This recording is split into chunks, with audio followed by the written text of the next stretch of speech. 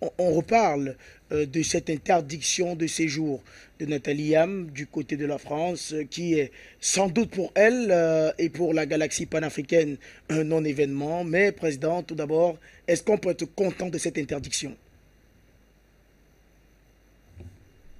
Parce que nous ne sommes pas des masochistes. Nous ne tirons pas du plaisir dans les situations dramatiques qui frappent nos compatriotes. J'ai une pensée d'abord pour Nathalie Yam. Je ne connais pas ses activités qu'elle avait, l'activité qu'elle avait en France. Je ne connais pas quel intérêt elle avait en France. D'abord, rappeler que c'est un droit pour Nathalie Yam d'entrer en France. C'est que beaucoup ne m'attendent pas à ce niveau, mais je commence par là. C'est un droit pour Nathalie Yam d'entrer en France, d'y avoir des intérêts. Parce que ses parents ont libéré la France. Ses grands-parents, ses aïeux ont versé leur sang pour ce pays ingrat. Ce pays d'ingrats, dirigé par des petits individus. S'ils étaient encore petits, ça suffirait. Mais des apprentis satanistes. C'est ça qui est grave. Des apprentis satanistes. Même Satan va les rejeter. Ce sont des apprentis satanistes. Donc elle a le droit d'entrer en France et d'y avoir des intérêts. Parce que les Africains ont le droit de faire ce qu'ils veulent en France. Parce que le sang de nos parents là a fécondé le sol de ce pays. Pendant que d'autres Français étaient couchés, avaient trahi la France. Les Africains ont donné leur vie pour la France. Et nous avons continué à leur nourrir jusqu'à ce jour. Ils prennent tout ici. Ils sont nourris à partir d'ici. Alors, je sais qu'il y a des petits idiots français qui ne comprennent pas ça. Il faut qu'ils aient étudié leur histoire, qu'ils se désaliènent un peu. Parce que la réalité va s'imposer à eux, n'importe comment. La réalité va s'imposer à eux. Voilà un pays qui se dit riche. Et il suffit qu'il n'ait plus de gaz de Poutine pour qu'il n'ait plus de carburant. Et vous dites que vous avez un pays riche. Et tout s'arrête parce que vous n'avez plus de gaz. Tout s'arrête. Ça montre l'artificialité de cette richesse, qui n'est que du vol et du pillage de ce qui ne vous appartient pas. Mais moi, je ne m'occupe pas des Français cet après-midi. C'est l'État français. Et ce que je dis, l'État français qui nous intéresse. La jeune française? La junte française. Pire qu'une junte. Junte criminelle. Je vais dire les deux mots. Junte et criminelle. Voilà. Donc, sur la base des principes d'abord, Nathalie Yam a le droit d'entrer en France. A le droit. C'est la France qui n'a pas le droit de faire ce qu'elle vient de faire.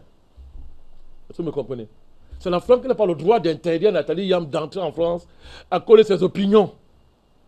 C'est contraire à la Constitution française. C'est contraire à toute l'histoire de la France et ses prétendues valeurs. Prétendument lumineux. Parce qu'on nous gave matin, midi, soir des lumières, non? Mais attendez-vous, moi, il faut vous rire. Mais c'est pas eux qui disent le jour que la France est le pays des lumières. C'est nous qui avons dit ça. Non. Effectivement. 1787, c'est nous qui avons écrit. La fierté de la France qu'elle vend aux ignorants, c'est le siècle des Lumières.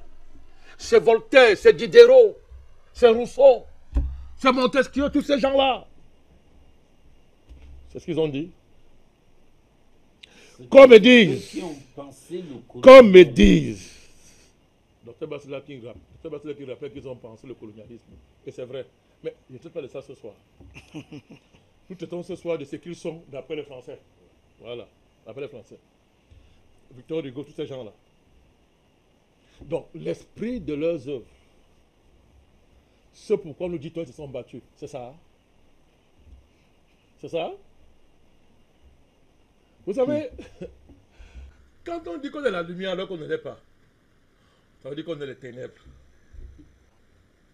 Quand on s'autoproclame la lumière, alors qu'on ne l'est pas réellement, on est les ténèbres qui veulent se déguiser en lumière.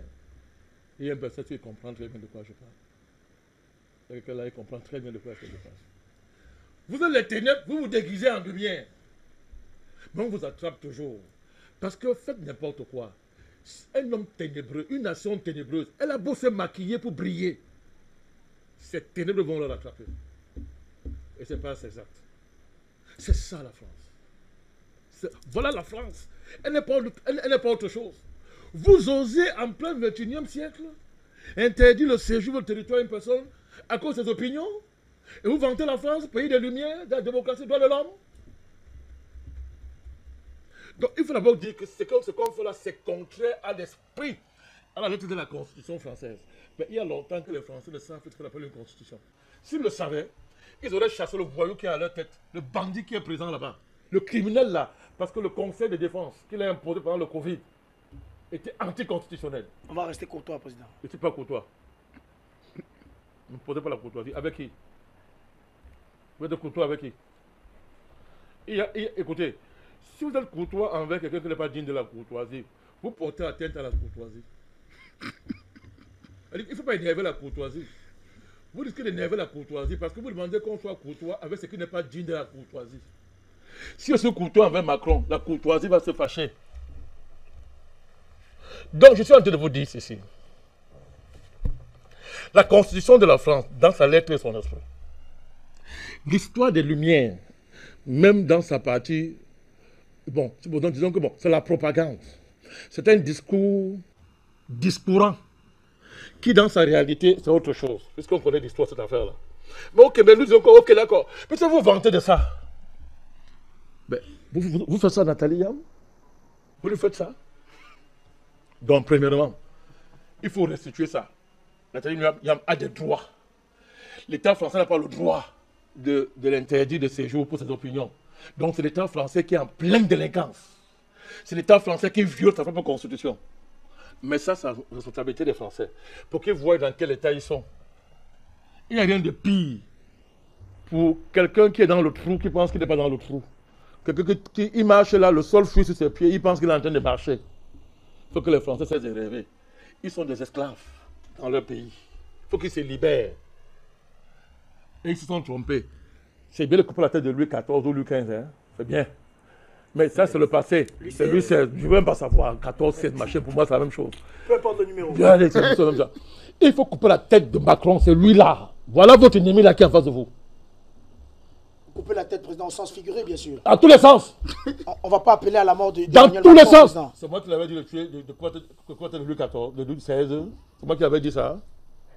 C'est moi qui avais dit qu'ils coupent la tête de leur roi. De part, c'est leur culture, non?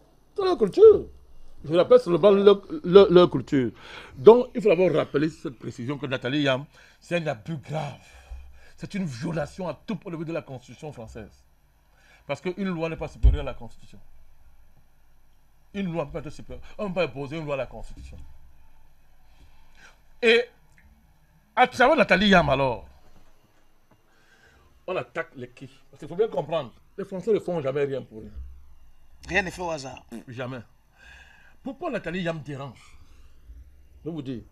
Elle dérange parce que elle est ce qu'on appelle une binationale. C'est-à-dire qu'elle est la nationalité suisse, non? Effectivement. Et elle est camerounaise D'origine. Donc, analysez toute la géopolitique française, toute la stratégie des mondialistes, pas seulement au niveau français, dans le monde. Ils ont inventé un nouveau type d'homme, le binational. Il faut la promotion d'un homme qui a plusieurs nationalités, qui peut se réclamer de plusieurs pays à la fois. Les gens qu'on voit là, qui est israélien, qui est français, qui est tout ce que tu veux, après qui est ivoirien en dernière instance. Après, bon, il a refusé qu'il est burkinabé. Il ne veut pas être burkinabé. Il ne veut pas être burkinabé. Ça lui fait honte. Donc, mais il est fier d'être israélien en même temps. Il est français, il est américain. Je vous dis, allez voir. Et en dernier instant, il peut être ivoirien. Mais tu dis que tu es burkinabé, non, il te tue. Il a honte d'être burkinabé. Donc, on fait la promotion de ce type d'homme-là. Qu'on me comprenne bien. Hein? Mais à une seule condition. Que le binational que vous êtes, vous n'osez jamais défendre les intérêts de votre pays d'origine. Que jamais vous ne mettiez au-dessus des intérêts de votre pays d'adoption. Ne mettez jamais les intérêts de votre pays d'origine, de votre continent, mais au-dessus de votre pays d'adoption. Et ça, c'est vrai pour les Noirs surtout. Est-ce que vous comprenez? C'est-à-dire que tu peux être un binational là, comme les Français, c'était africain, c'était un franco-africain. L'affaire est profonde, hein. Mais tant que tu es franco-africain, tu peux critiquer la France, tu peux critiquer. Mais tu peux être dans le parti de Mélenchon, comme beaucoup ont soigné son parti là. Tu peux dire oui, on aime le genre là. Mais ne deviens jamais panafricaniste. C'est la ligne rouge. À ne pas franchir. Ne deviens jamais panafricaniste. Ça veut dire que ne mets jamais au-dessus des intérêts de ton pays d'adoption. D'après eux, parce qu'eux, ils estiment que dès que tu es panafricaniste, tu es contre eux. Donc, dès que tu fais ça, tu as mis au-dessus des intérêts de ton pays d'adoption, ou bien ton deuxième pays, ils appellent ça comme ils veulent, les intérêts panafricanistes. C'est la ligne que tu as franchie. Donc, la France fait la promotion d'un type de binationaux dont la figure centrale, c'est les gens comme la Chine Bembe, les Zizou. Alors, que Nathalie Yam, une femme extrêmement brillante, belle d'abord, physiquement. En plus, brillante. Oui, c'est notre soeur. Brillante. Oui, c'est l'africaine, ça. C'est l'africaine. Belle d'abord, brillante. Et en plus, elle est une femme. En plus, elle est une femme. Ce qu'elle fait là ne doit pas faire tache d'huile. Parce qu'elle est en train de prôner la naissance d'un type de binationaux, n'est-ce pas, qui va être binational, mais en privilégiant les intérêts de l'Afrique. On ne veut pas de ça. Les mondialistes ne veulent pas de ça. On est là sur le terrain idéologique, là. Et stratégique. C'est ça pourquoi il frappe violemment comme ça. J'ai d'abord voulu rappeler que ce qu'on a fait là est d'abord illégal et anticonstitutionnel, et ça viole l'esprit et la lettre de tous les discours propagandistes de la France qui se présentent en pays de lumière. Deuxièmement, j'indique pourquoi Macron ne peut pas tolérer ce type-là, c'est-à-dire ce type de binational. Il ne peut pas l'accepter, parce que toute leur stratégie d'un type comme Macron et des mondialistes français, c'est justement de favoriser ce qu'on appelle la dilution des nationalités et des identités dans une fiction qu'on appelle l'homme cosmopolite, c'est-à-dire qu'il n'a pas de racines. Et qui, surtout, adopte la nationalité d'un pays dirigé par les mondialistes, ou bien des États mondialistes par excellence, et qui, à partir de là, renie ses véritables origines. C'est ça qu'il s'agit. Alors, quand j'ai fini de dire ça, ça pose sur la table aussi 2 ou 3 choses. Je vais terminer par là. Les menaces qui pèsent sur les panafricanistes, en général. Vous savez, il y a d'autres cas qui ont la chance d'être aussi publics, comme pour Nathalie Yam. Et c'est bien, très bien. Il y a des cas silencieux, des cas de ceux qui ne parlent pas, mais qui au jour le jour subissent des menaces. Et c'est le lot de tous les panafricanistes d'Afrique médiane.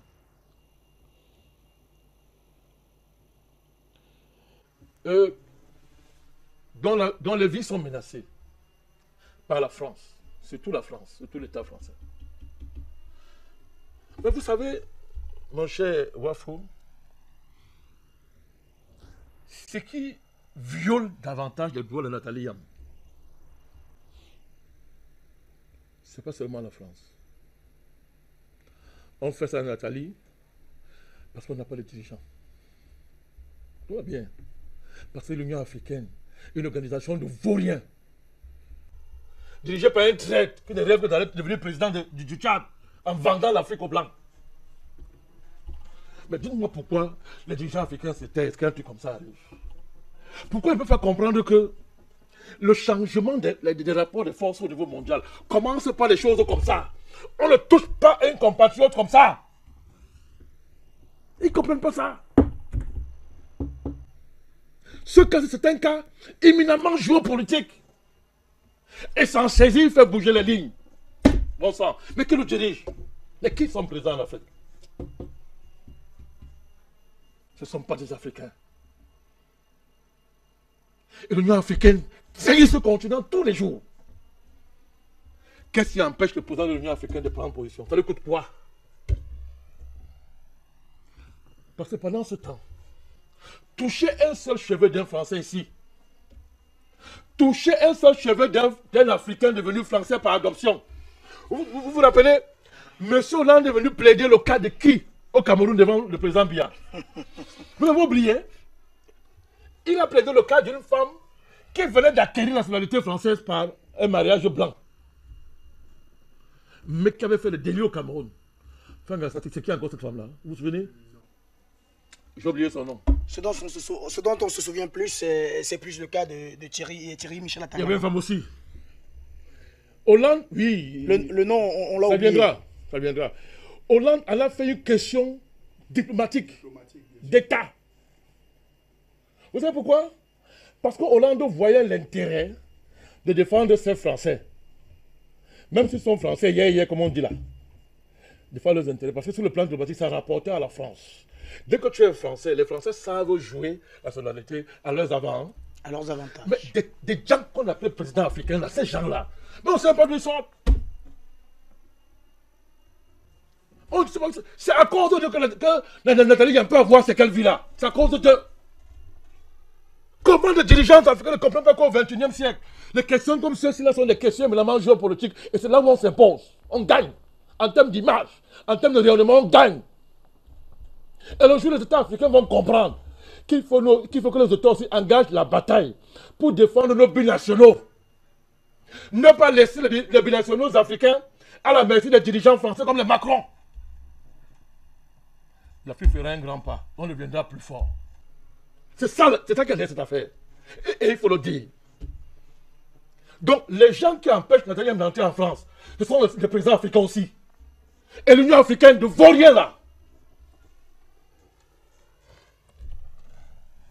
Parce que toucher un Français ici, toucher un Français, c'est le chef d'État qui m'a envoyé l'armée vous chercher chez vous. Avant que Paris ne parle, le président va envoyer l'armée vous chercher. Pourquoi? Mais qu'est-ce qui explique ça? Il se élu par la France. Non, nous on salue notre soeur encore. Parce que son cas permet de mettre sur la table les vrais problèmes. De voir à quel niveau, plus le temps passe, plus les dirigeants sont anachroniques à leur continent et à leur peuple. Je dis anachroniques, ils sont étrangers à leur peuple. Il y a une coupure entre les peuples et les dirigeants. C'est pas explicable. Je vous dis, hein, allez toucher un Français. Touchez un Français là maintenant. L'ambassadeur, avant qu'il ne parle, ils sont les endocolons et leurs chefs qui sont présidents là, qui vont venir vous chercher. Et c'est ce qui donne le droit à la France de faire ce qu'elle fait là. Ça va changer. Ça va s'arrêter. Alors, quand je dis ça, les menaces qui pèsent sur les panafricanistes, alors moi je vais dire une chose, de façon solennelle. Comme les présidents ne veulent pas faire leur travail, nous allons faire ça à leur place.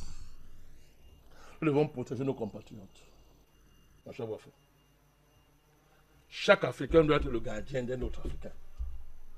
C'est pas compliqué, hein? C'est une décision qu'on prend à partir d'aujourd'hui là. Chaque Africain doit être le gardien d'un autre Africain. Ça vous dit quoi? On l'accuse d'avoir tenu des propos, d'avoir encouragé la violence sous l'intérêt français. Mais bon Dieu, mais c'est quoi la France? Pourquoi n'encourage pas la violence sous l'intérêt français? Mais même le ciel ne comprend pas comment est-ce que les Africains n'ont pas encore bien touché les Français.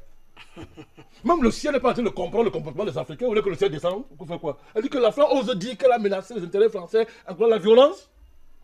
On est violent en Afrique. Ça a commencé. Et ça a commencé. C'est-à-dire que l'affaire de Burkina Faso là, c'est pas nous qui avons ordonné ça, n'est-ce pas? Hein? Mais si les panafricanistes n'assument pas ça, ils ne sont pas les panafricanistes. Et vous voulez qu'on laisse les Burkinabés là? Ce qu'on a tiré, hein, l'ambassade n'a pas été brûlée. Hein? On a mis le feu, n'est-ce pas? D'après ce qu'ils disent, on voulait mettre le feu. Mais ils ont tiré sur les, vous savez qu'ils ont tiré sur les Burkinabés. Effectivement. Ils ont tiré, il y a eu des morts. Et ça passe sous silence. Et même les militaires qui ne viennent pas pouvoir restent silencieux là. Traoré, Ibrahim Traoré là. Ils restent silencieux sur les morts. Tuez pas la France. La France tue les Burkinabés dans leur pays. C'est-à-dire que on dit que les Africains sont violents. Ça va commencer encore. Ça va commencer encore. Et c'est l'occasion pour lui de le dire de façon solennelle. Pour sortir? Oui. Vous voulez que je sorte? Je ne sais pas si j'étais d'abord entré.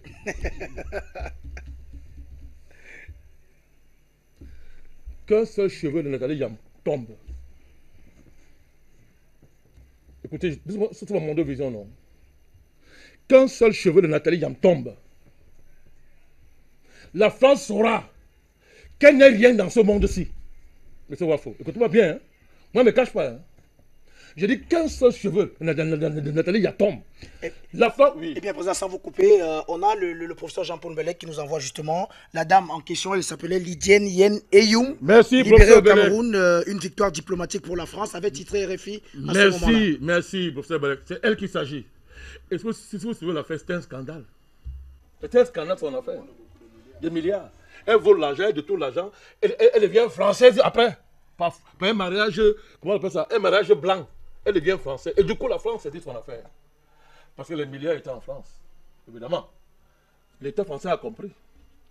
C'est devenu une affaire diplomatique. Vous voyez quel président africain fait de l'affaire de Nathalie Yam une affaire diplomatique? Ils ne peuvent pas. Ils ne peuvent pas. Et ils ont lavé leur veste, son président. Ils veulent qu'on le respecte. C'est fini ça. On ne va pour respecter un président qui n'est pas digne qu'on le respecte. Il faut que les présidents africains méritent le respect qu'on leur doit. C'est fini ça. L'époque où on a signé les chèques en blanc, c'est fini. Il y a eu assez de tolérance. On a patienté assez. Ils perdront quoi? Ceux qui sont présidents et ils travaillent pour le peuple, soit ils rentrent dans leur pays d'origine qui est la France. Ils vont habiter là-bas. Donc nous disons ceci. Qu'un seul cheveu de Nathalie Yam tombe, ma soeur, on est là. Hein? Qu'un seul cheveu de Nathalie Yam tombe, la France verra qu'elle n'est rien. Et qu'il y a des puissances qu'elle ne maîtrise pas.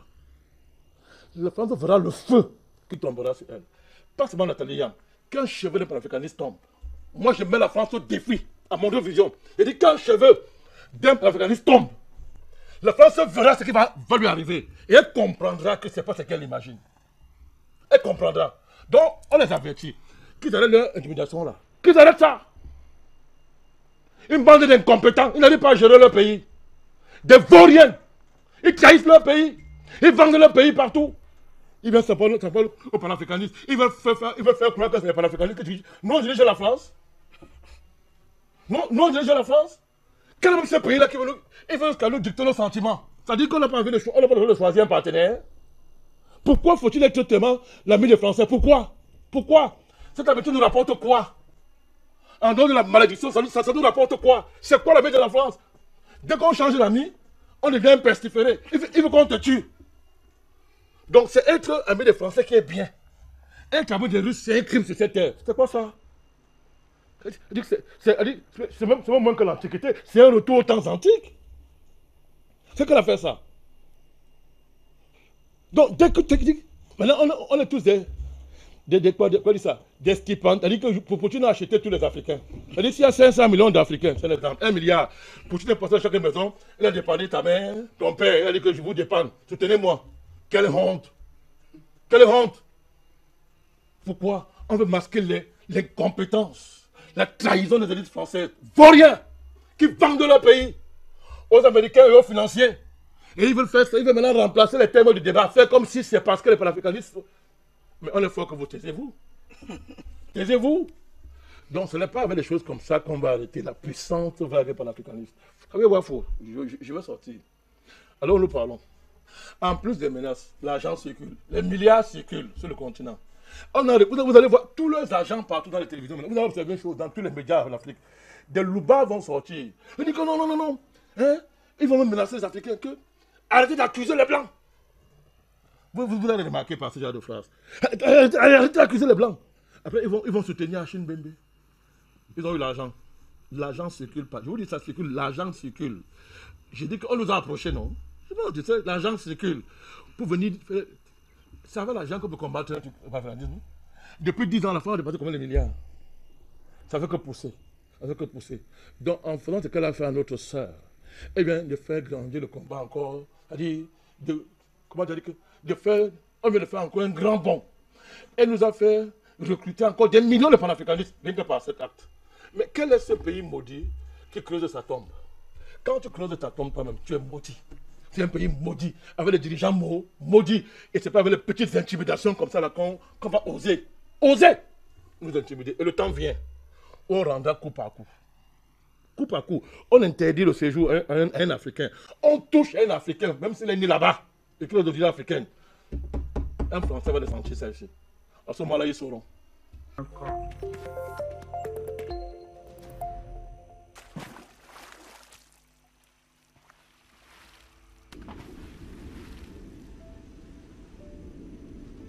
Afrique Média. Le monde, c'est nous.